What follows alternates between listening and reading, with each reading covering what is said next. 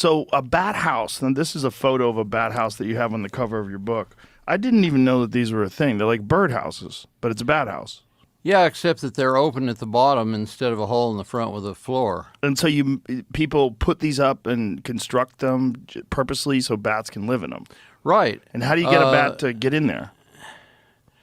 Well, just like birds, they find them and decide they like them. Oh, wow. Look at that picture. That's crazy. That bat house was occupied by 105 bats within a week of the time it was put up. Oh, yeah, you have the little Batman logo on the front of it, too. So within a week it was put up, there was over 100 bats in there.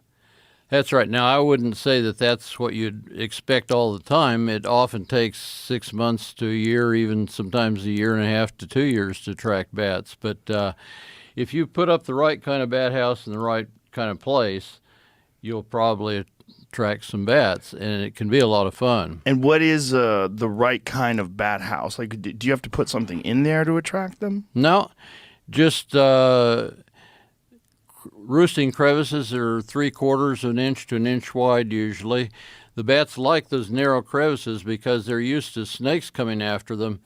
And like if a big rat snake comes into a bat house to try to catch a bat, if the bat's roosting in a place only 3/4 of an inch wide, the snake comes in, he can't open his mouth wide enough to get around the bat's head.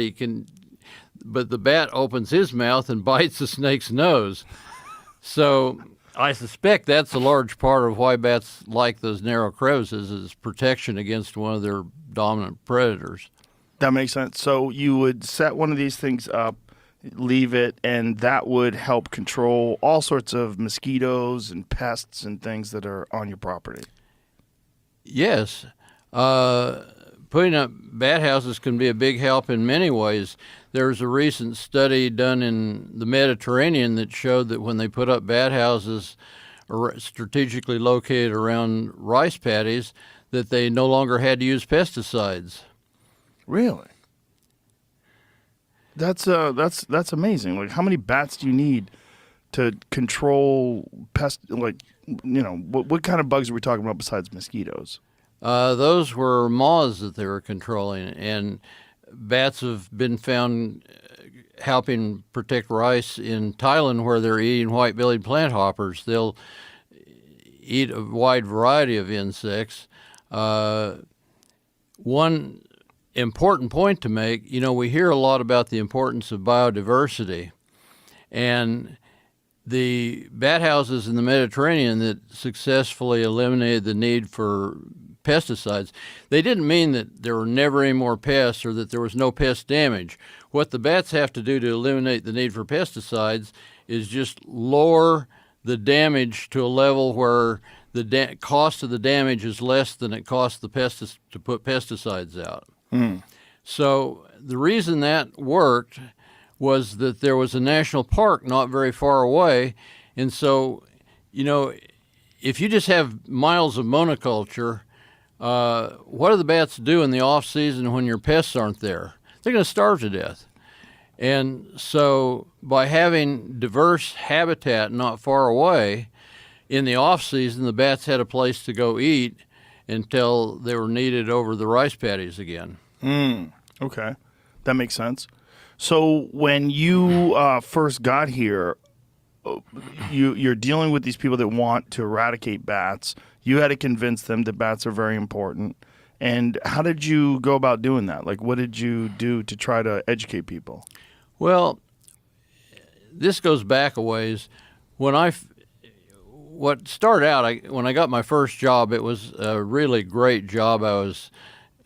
Got a full salary just to go have fun in the world as far as I looked at it, because I could go anywhere in the world I wanted, stay as long as I wanted, as long as I did good research on some aspect of bat biology. And so when I announced that I was going to resign that to do full-time bat conservation work, even my closest friends thought I was stark raving crazy, because in those days, almost everybody, especially in America, thought that if not all, at least most bats were rabid, and they would much rather pay to have a bat killed than to have it saved. And so it was very difficult at first You know, we hear a lot from environmentalists, conservationists about the need to win battles. You know, send us X amount of money so we can beat up on such and such a company. And people, there's a certain type of people that kind of love that. And but you know, if you're starting out to save something that everybody hates, and they'd really rather spend money to kill it than to save it, you got to get a whole lot more clever than just asking them for money to save the animal. So I don't think it was because I was particularly smart or anything, but I had to learn early on to win friends instead of battles. And what I found was if I went about it right and I won enough friends, I didn't need to win the battles. And that's become kind of a dominant part of my approach to conservation is, first of all, you listen to people, and I don't care if they say, you know, I had fun burning a bat cave in which I killed thousands of bats, or whatever they say. You know, we shouldn't be dwelling in the past. It's the future that counts. And we've all made crazy mistakes in the past, and we wouldn't want to be hated for the rest of our lives for what we did wrong before we knew what was right. But I found that if I listened to people and took them seriously and understood that even the person with the wildest tale probably had some reason for believing it, and the more I listened and understood, the better I became at countering it. And also, I always had the attitude of, I'm not here to just help bats. I'm here to help people and bats. And if you got a problem, I want to know what it is. I want to understand it, and then maybe I can help you solve it. And so I learned to be good at listening to people.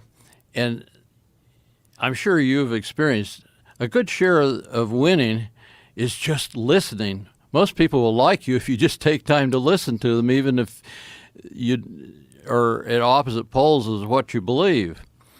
And so by learning to listen well and then having the attitude that, what can I do to help you, I was able to change a hell of a lot of people's minds about bats.